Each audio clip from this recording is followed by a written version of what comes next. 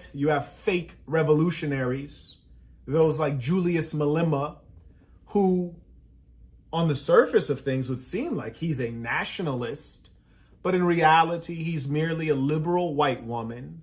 Yes, got into the government, became co-opted.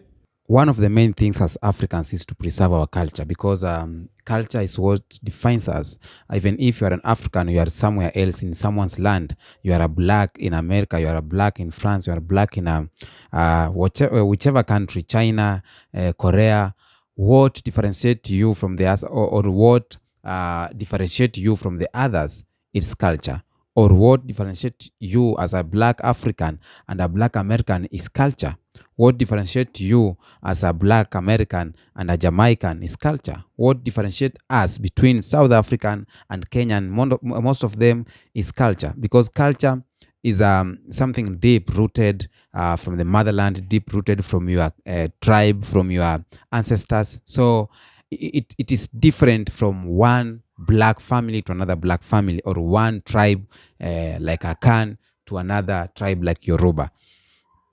Culture, we have culture. Language is still our culture. How we dress is the culture. How we cook food as an Africans or black people is culture. How we make our music, it's culture. So in today's video, I'm going to talk about this black American who is accusing Julius Malema for not being a true pan-African, for not being a true African or a true defender of the people, simply because he supported the LGBTQ, which he quoted that is not an African culture. For me, I believe, yeah, it's not an African culture. I believe that. Let's listen to this video and then we go react on it. You have issues with what your government euphemistically calls load shedding, which means that the electrical grid is in disrepair and the electricity is inconsistent. That means your political class is incompetent.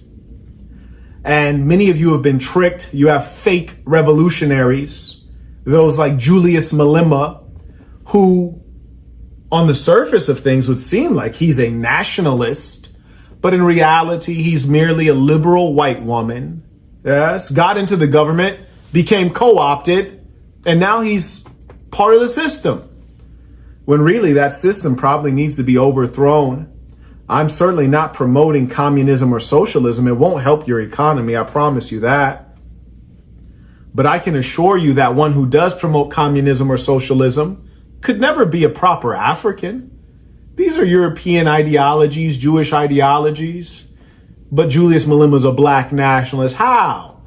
When he's out of line with African values. I remember and will never forget when he protested the democratic outcomes in other African nation states where they voted to sweep away LGBTQ. Where they put in legislation in place to protect their culture and, more importantly, their children, anti-LGBTQ legislation, and he protested it, which is a colonial mindset. That's what the Europeans do. They go take over. They force you to adopt their culture, their ways, their religion, their thinking, their ideology, their perversity. That's what he was trying to do, trying to lean and use his power to negatively influence a democracy in another African country. He's out of line with African values, scrawny, ugly little fella. And let me further state to all South Africans who would lie to themselves and say, oh, well, say that in South Africa. I have said it in South Africa many times. I've been to South Africa many times. And those of you who threaten, you will do nothing. You'll do nothing because you're cowards. And if you weren't cowards, you probably wouldn't be in bondage right now. Neo-colonialism rules you.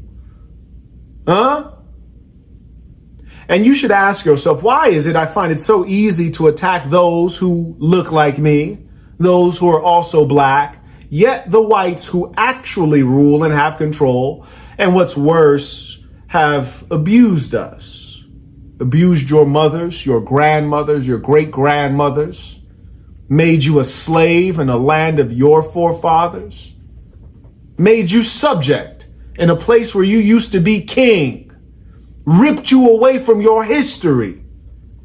You don't find it easy to be mad at them. You don't want to accost them Yet you would threaten me merely for speaking the facts.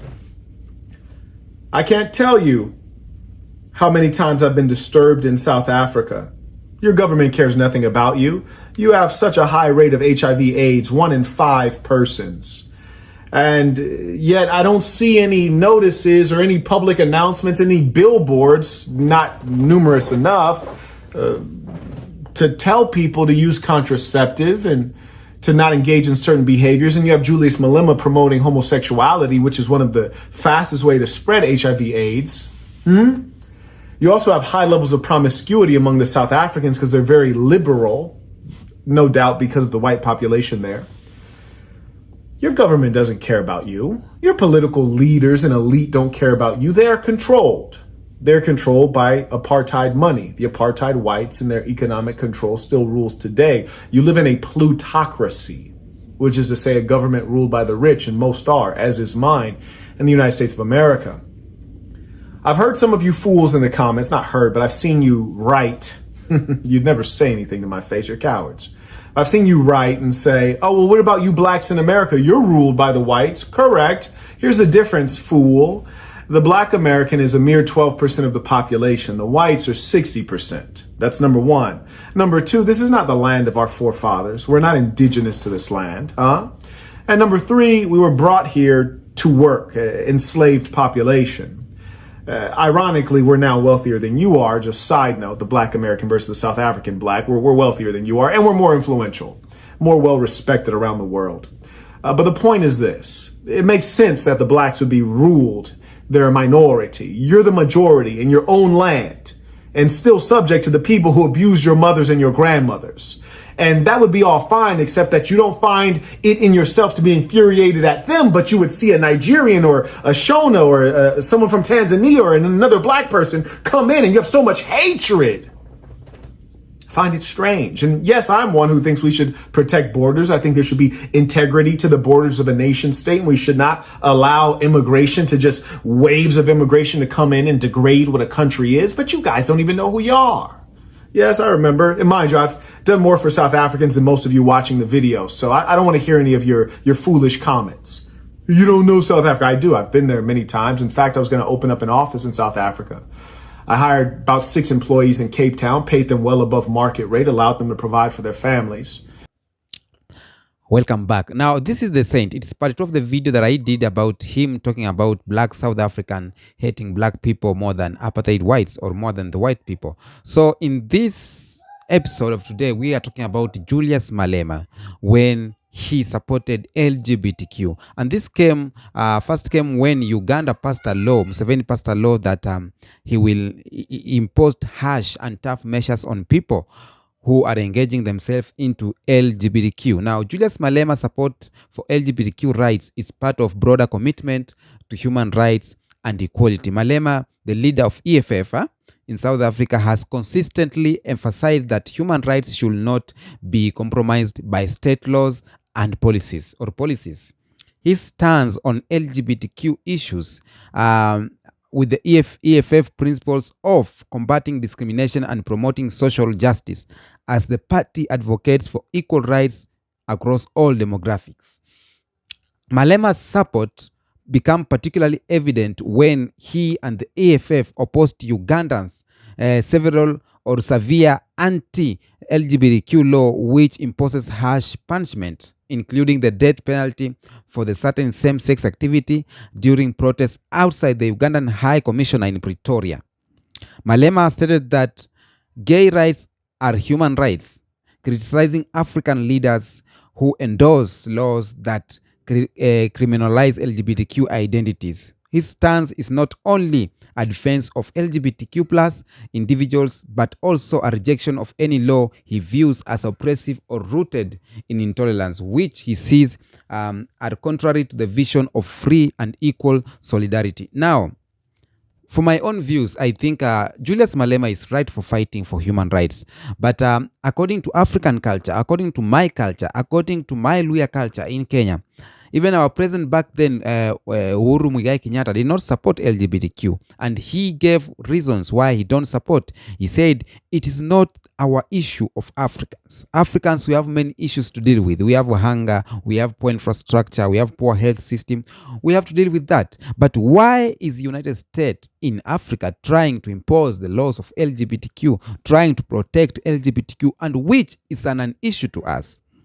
And that's why I support this Black American, the saint, who said that Julius Malema can be a sellout, because how can you be fighting? How can you be a Pan-African fighting about oneness of Africa? How can you be fighting about Kenya or Africa speaking one language, which he stated that Swahili is the main language that need to be spoken by all Africans?